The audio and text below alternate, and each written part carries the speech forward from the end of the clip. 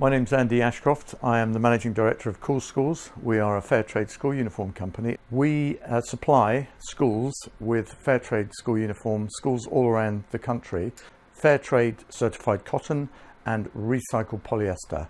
So about as ethical as you can be.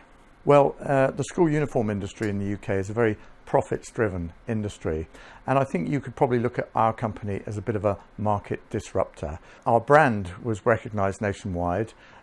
We were reaching schools nationwide, but not in big enough volumes, and we were finding that our core manufactured range of Fairtrade garments was probably not wide enough to appeal to a wide enough range of schools. I was sending emails, finding new schools, doing a lot of cold calling. We paid quite a lot of money actually to an education marketing company, but if I'm honest, the results probably didn't warrant that sort of outlay. And I spotted Growth Hub, and they were offering 2 days of expert business coaching. So I thought, well, that sounds like a good idea. I wanted perhaps to have a fresh pair of eyes at the way in which we were doing things.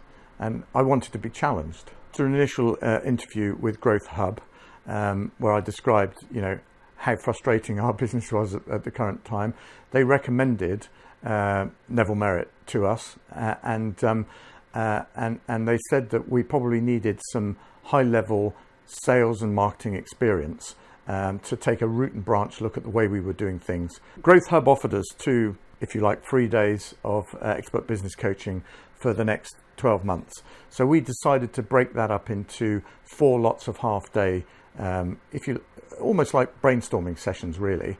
And it worked really well, because from every session I would go away with some new things to look at. The beauty of working with Neville was that he challenges you, but in the right sort of way. So he's very supportive, but at the same time he's drilling down on where your weaknesses are, and you have to have an open mind, obviously. And we knew that we weren't cutting through as we should be, so it was that sort of that sort of expertise from someone who I know has been there and done that in the very senior echelons of business in a sales role that was invaluable to our sales effort.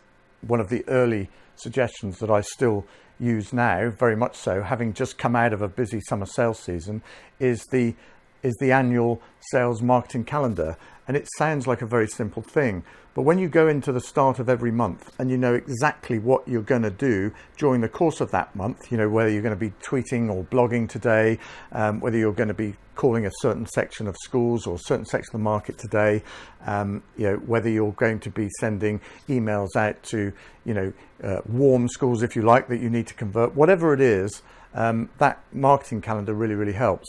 But there's probably one overriding memory of the time with Neville that I have, which was a game changer for our business. And that was, we had, towards the end of that support, we had a brainstorming session with Neville.